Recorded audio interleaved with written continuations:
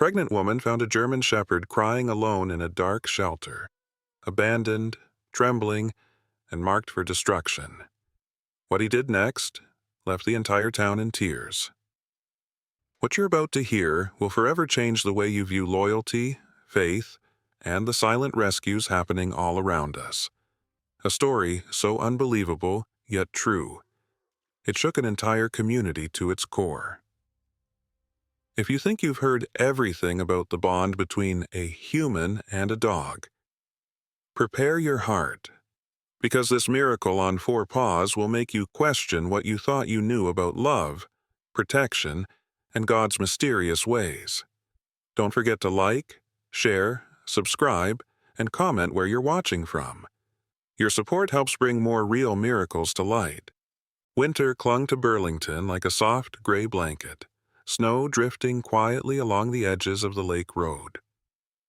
Olivia Parker hugged her worn parka tighter as she stepped out of the city bus, one hand resting on her belly.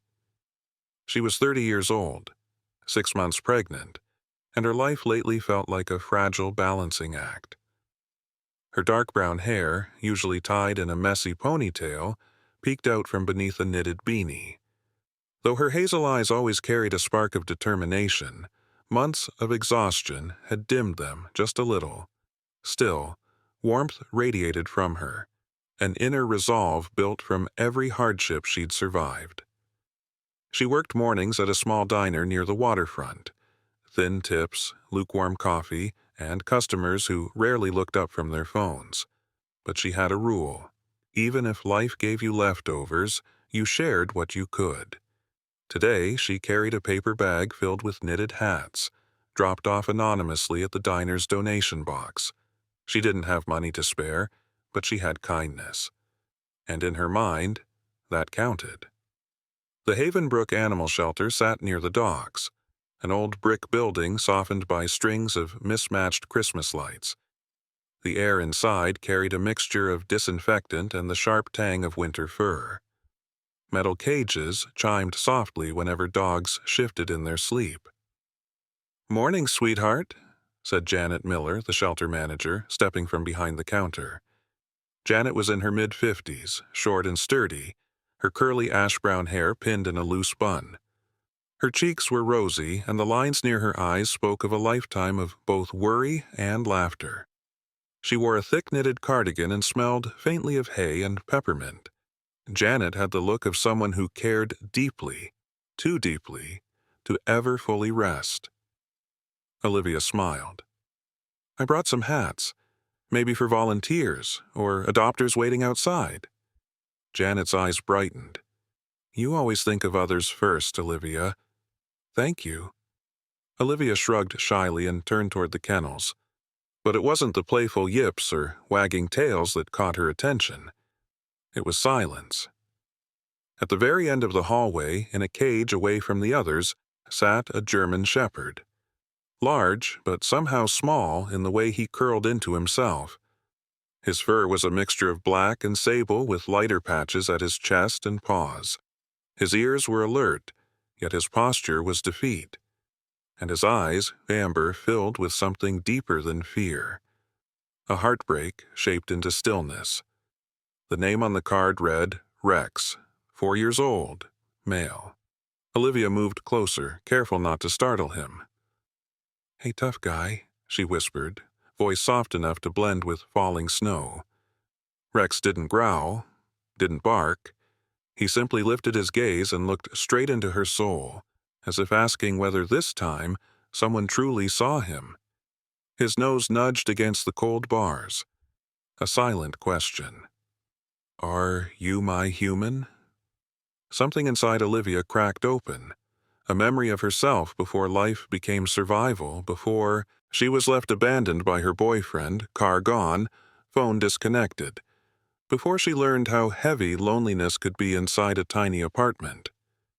She lowered to her knees. "I'm scared too," she said, letting the truth slip out in a trembling breath. "But maybe we don't have to be scared alone." Janet approached slowly.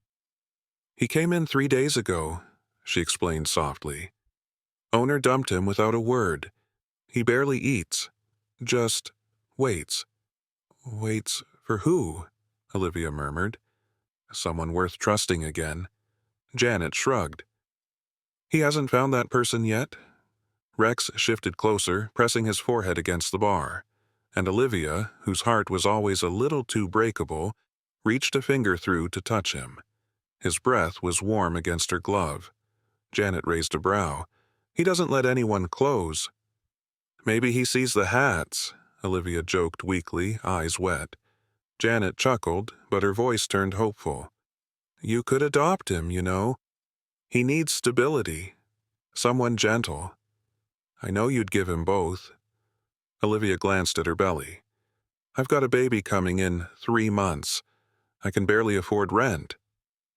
But you have love, Janet said kindly. Most people forget that's the first thing a home needs. And just like that, fear and courage collided in Olivia's chest. She breathed in, slow, shaky, then whispered, Okay, I'll take him. Janet's smile grew wide, the kind that made the world feel possible again. Papers were signed, an old red leash was brought out, and Rex hesitated only once before stepping out of the cage, choosing to follow her. Night fell over Burlington with a hush of silver snowflakes. In Olivia's tiny studio apartment, Rex explored cautiously, nose brushing the crib still waiting for blankets, for tiny breaths.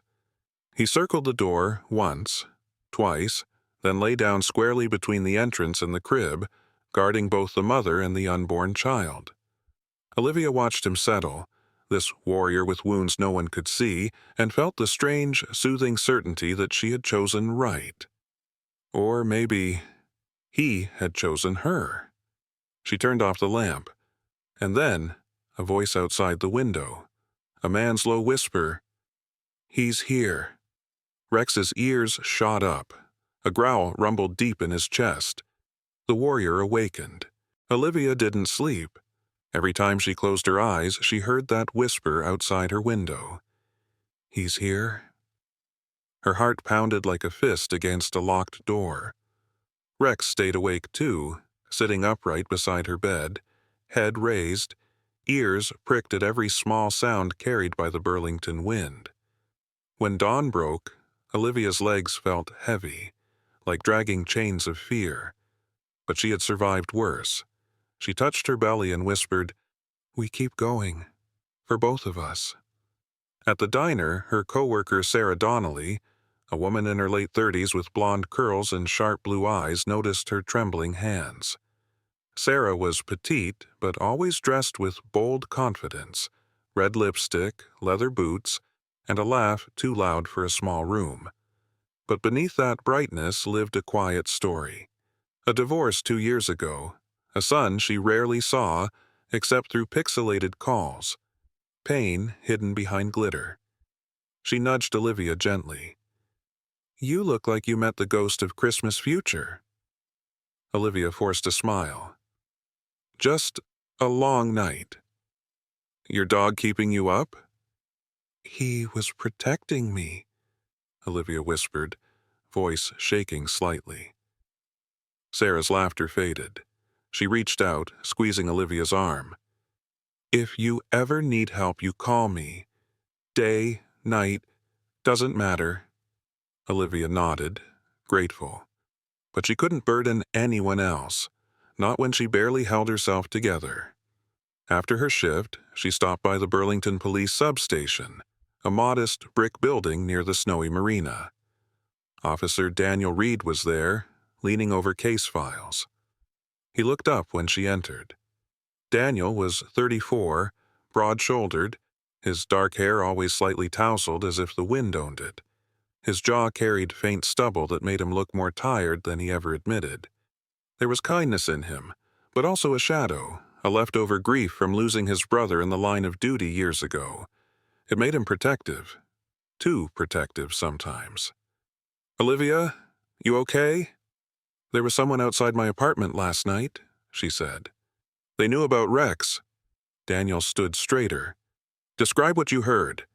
A man's voice, he said. He's here. And then, just silence. Daniel grabbed his coat. We'll check your building. Rex, who had been patiently lying at Olivia's feet, rose the instant Daniel approached. The dog's amber eyes studied him, not aggressively, but calculating trust. Daniel crouched down. Hey, partner, I heard you've got a history we need to figure out. Rex didn't lick his hand, but he didn't pull away either.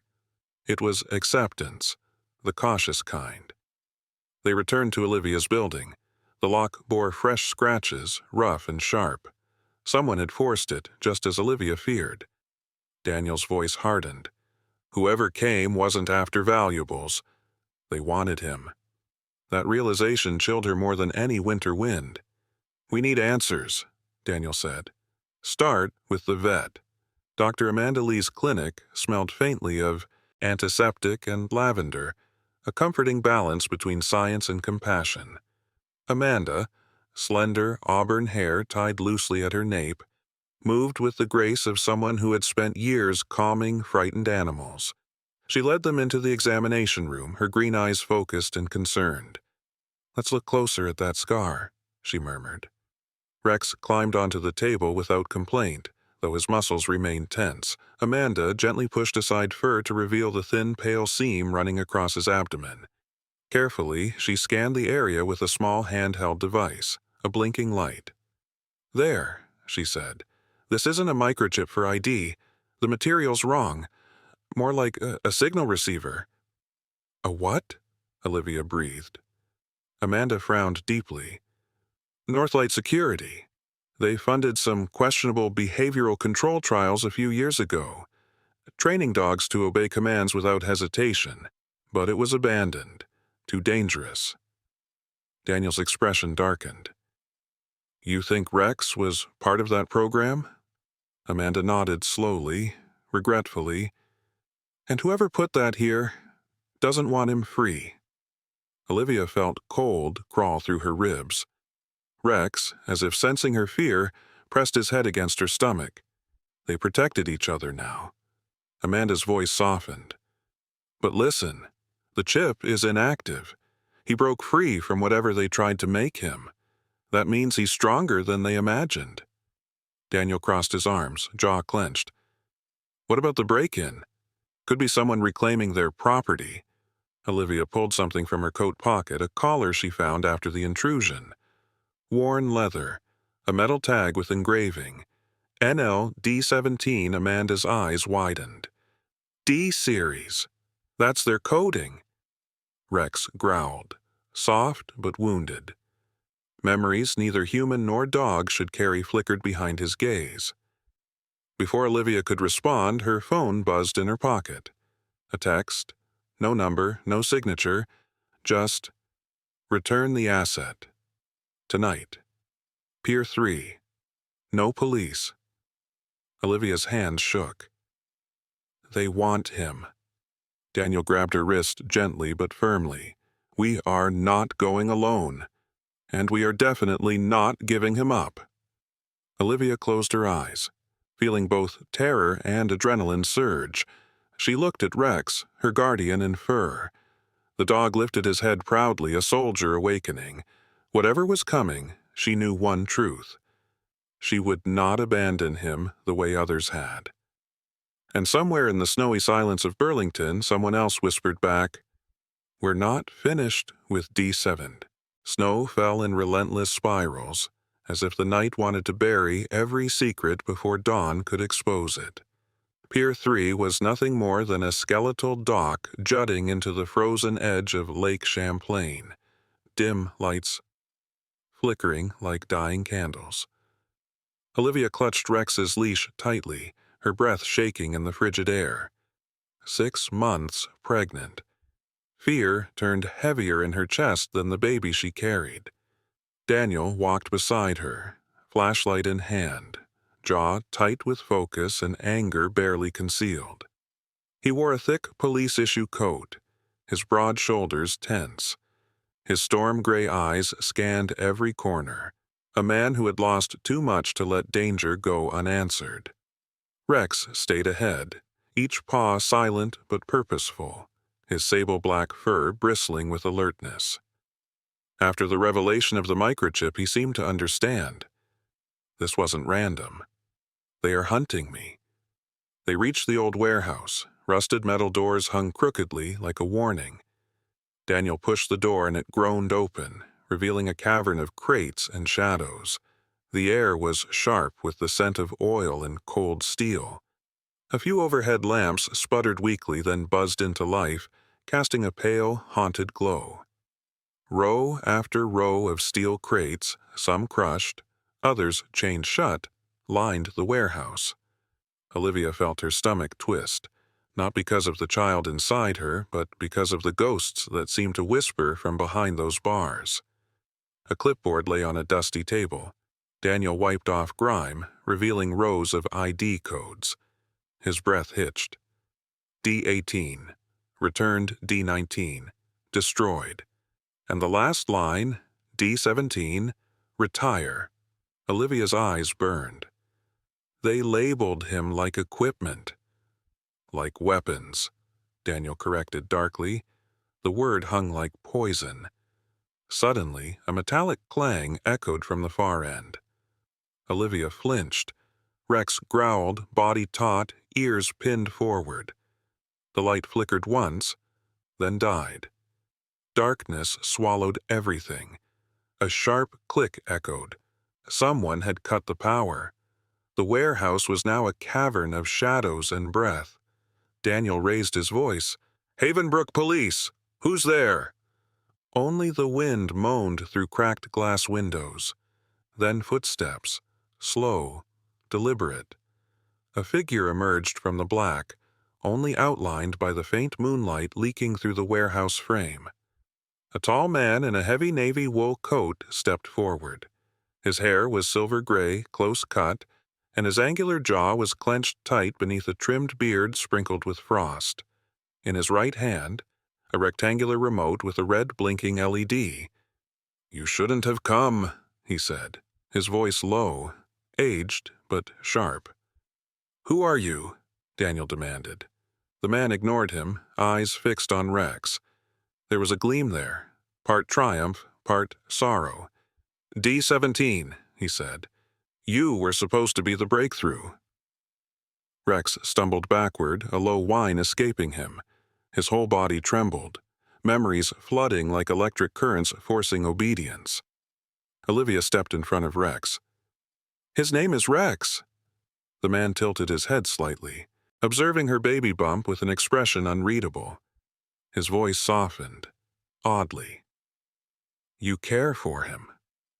"Yes, and he cares for us." The LED on the remote blinked faster. Rex dropped to his belly, claws scraping the concrete, muscles fighting against invisible wires in his mind. Panic shot through Olivia like lightning. "Stop!" Daniel yelled, drawing his gun. The man didn't flinch. "D17 is property of Northlight Security. He cannot be allowed to bond with a civilian." Olivia shouted, voice cracking. "He's not property! He's family!" The man's lips twitched. Not quite a smile. "That is the problem." He pressed another button. The lights exploded back on with a blistering flash. Then everything crashed into chaos. A heavy metal cart toppled behind them. A stack of crates near the loading bay door shifted. Something alive had moved them. The stranger turned sharply, his finger slipping off the control button. Rex surged to his feet, the spell broken by just an inch of distraction. "Run!" Daniel grabbed Olivia's arm. They sprinted toward the dockside exit. Rex stayed between them and the stranger like a shield forged from loyalty. A second figure emerged near the loading bay door, a hood pulled low, dragging a heavy black duffel across the frozen planks outside. The bag screeched, grinding ice and metal. Documents spilled. Maps, files, USB drives, the evidence they needed. "They're taking the proof," Daniel shouted. He pushed the exit door open. Cold wind slammed into them, snow biting like glass shards. The hooded figure dragged the duffel onto the lake's frozen surface. The ice groaned loudly, cracking beneath the weight. Daniel's radio crackled with static, useless in the storm. "Stop!" Daniel yelled, raising his weapon. The figure kept pulling. The ice under him fractured, spiderweb cracks racing outward. Rex barked, hackles raised, refusing to stay back. The hooded figure turned. A single amber eye shone from beneath the hood. Burned scar tissue slashed across his left cheek. He hissed, "D-17 must end." The ice collapsed. The man plunged into the freezing dark, dragging the duffel and evidence under the lake. Daniel cursed and reached forward, but the gap widened. Nothing but water. Silent, swallowing secrets. The navy-coated man stepped into the doorway, staring at the shattered ice below. He whispered, not to them, but to the night, "There goes our last chance." Then he ran, vanishing into the storm. Olivia clutched Rex as he trembled, heart beating wildly beneath her hands. She realized then this wasn't over. This was the beginning of a war for a life that finally mattered. Wind howled through Burlington like a pack of wolves hungry for heat and hope. Snow slammed against windows, and the lake roared beneath sheets of cracking ice. It was the kind of storm that made even the bravest stay home, except for those with no choice. Olivia Parker stood in the foyer of the lakeside nursing home, coat soaked, hair plastered to her cheeks, her hand pressed protectively to her pregnant belly.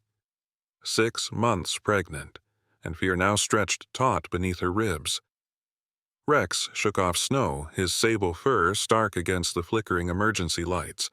He limped slightly, his shoulder still aching from shielding her at the warehouse, but his eyes burned with resolve. He would not falter. Not now. Officer Daniel Reed pushed through the doors with force, snow swirling around him. He was breathless and tense, his cheeks red from the cold, stubble dusting his jaw like frost. "Power's out across half the shoreline," he said, slamming the door shut against the storm. "Generators failing. Roof's been compromised. We have to move everyone into the kitchen.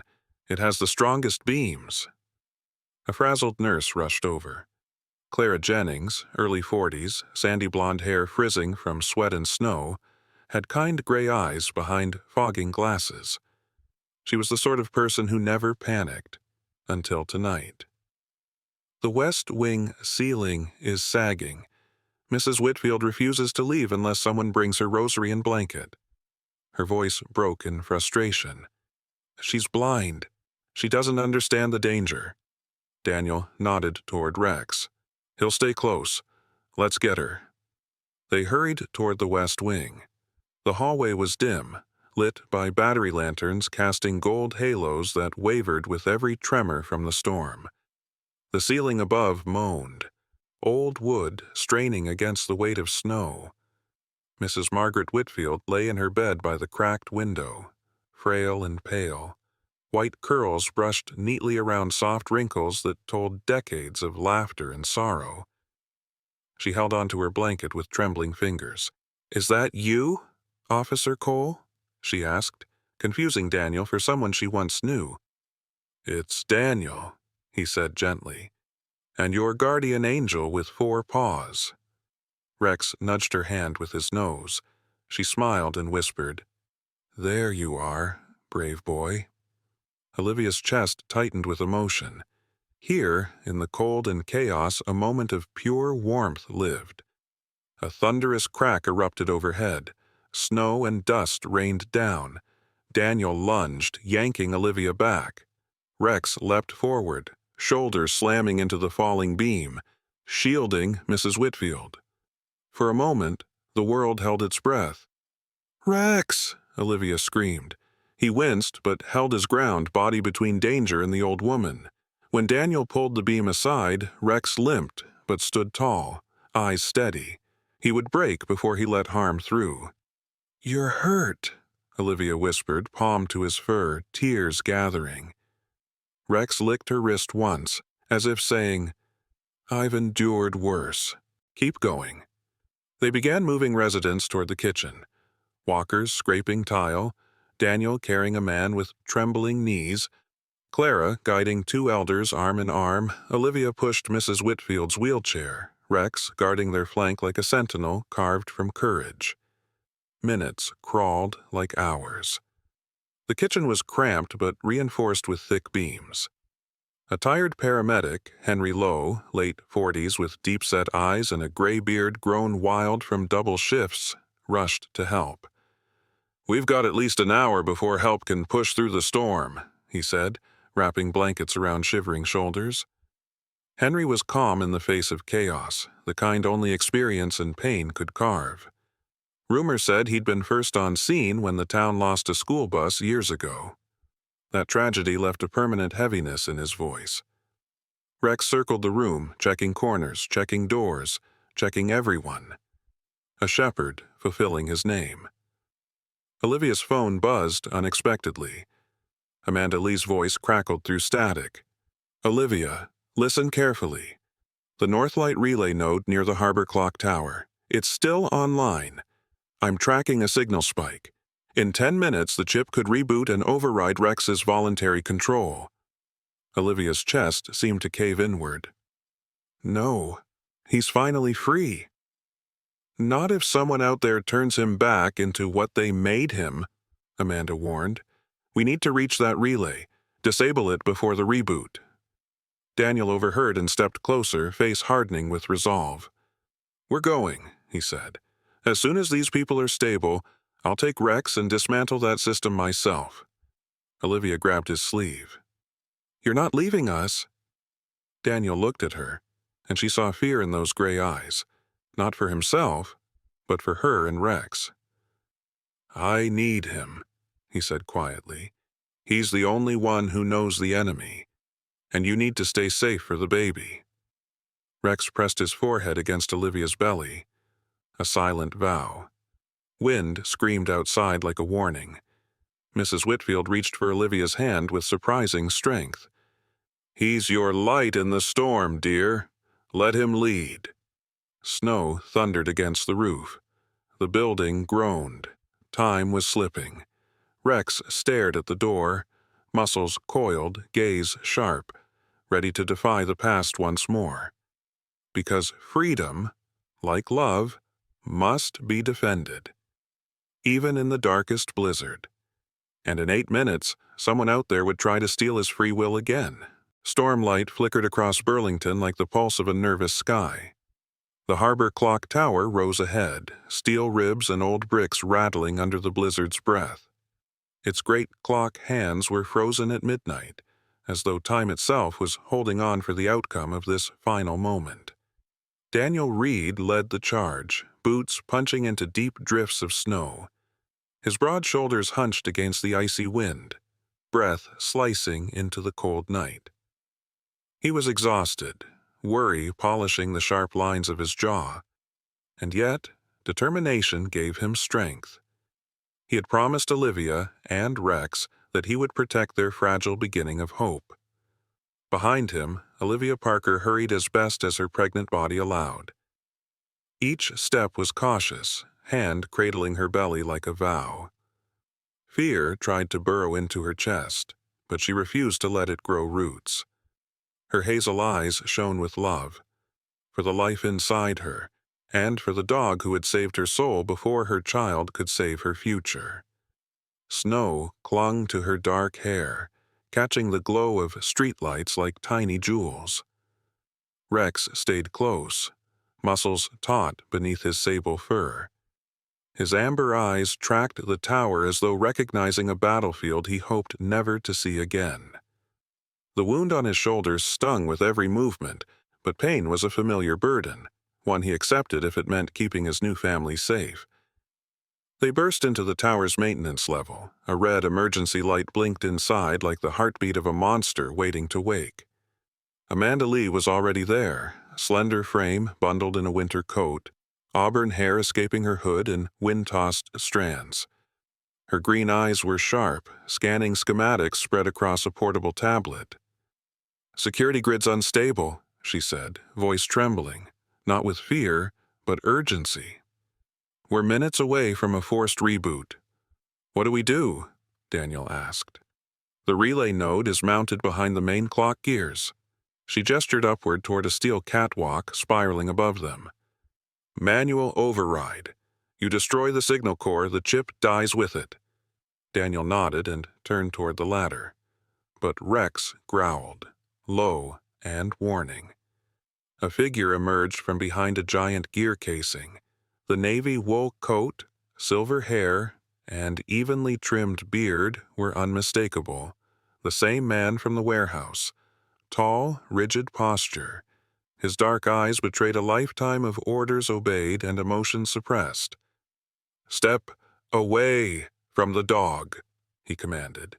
His voice carried authority sharpened like a blade. Daniel raised his weapon. "Not happening." The man held up his empty hands. "I'm not here to take him. Not anymore."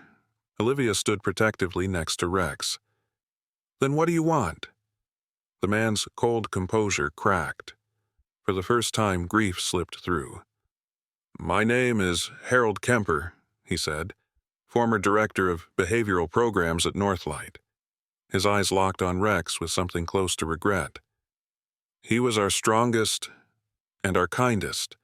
We tried to break him, and he refused." Olivia's grip on Rex tightened. "You tortured him." "We tested him," Harold argued, and then his voice softened, the ground shifting beneath old convictions. "But he proved your point better than mine." Amanda stepped forward cautiously. "Then help us shut it down." Harold gestured to the catwalk. "The core is up there, but security measures remain. Once you start the shutdown, the tower will lock down. No exit until it's complete." Daniel didn't hesitate. "We're doing it anyway." He began climbing, boots clanging against steel rungs. Olivia called after him, voice trembling. "Be careful!" Halfway up, the structure lurched. The storm had loosened the tower's ancient bones. Daniel grabbed the railing, knuckles white. Rex barked below, worried, protective. As Daniel reached the relay panel, the defensive system triggered.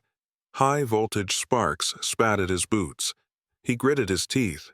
"Come on, old man," he muttered to the tower. "I've danced with worse." With a hard swing of his flashlight, he smashed the panel's glass and yanked out the wires. Alarms shrieked like mechanical crows. Sparks burst against his coat, biting flesh. Amanda yelled from below, "You need to disable the core, the yellow conduit." Daniel ripped the yellow line free. The emergency light instantly went dark. Silence swept through the tower like a blessing. Rex staggered, then exhaled, a shiver releasing years of fear. The invisible leash on his mind evaporated. His eyes widened, not with confusion but relief. He was free, for real, forever. Olivia burst into tears and collapsed to her knees, hugging Rex as though anchoring herself to joy before the wind stole it away. Rex pressed his head into her chest, ears flat and tail low, overwhelmed by a happiness he had never been allowed to feel. Harold sank to his knees as well, defeated by his own creation's triumph. He whispered, "He chose love over programming." He did not fight when Daniel cuffed him moments later. Some battles end with surrender, not resistance. As emergency responders finally reached the tower, Olivia leaned into Rex's warm fur, whispering through tears, "You did it, my brave boy." Rex looked toward the horizon where the storm was finally breaking. Snowflakes fell softer, gentler now. The town lights flickered back to life, one district at a time. They all walked down from the tower. Man, woman, child, not yet born, and the dog who had reclaimed his destiny. Rex did not limp anymore. He led. Because freedom wasn't just a choice. It was a future. And he had finally earned one. Sometimes, God's greatest miracles don't arrive with trumpets from the heavens or angels shining in golden light. Sometimes they walk toward us quietly, on four paws, with a heart that refuses to stop loving. Rex was once forgotten, abandoned, and labeled a failed experiment. But God saw more. He saw a protector, a healer, a friend, waiting for the right family to love and the right moment to shine. In our own lives, we face storms, loneliness, fear, burdens that feel too heavy to carry. Yet God sends us help in unexpected forms. A loyal dog, a kind stranger, a warm hand on a cold day, a reminder that we are not battling this world alone. If this story touched your heart, please like this video, share it with someone who needs hope, and comment Amen to stand with us in faith. And don't forget to subscribe to our channel for more true stories of God's grace, stories that prove love always wins, even when the world tries to break us. May God bless you, your family, your beloved pets, and every soul who still believes that miracles can happen, sometimes wrapped in fur. Amen.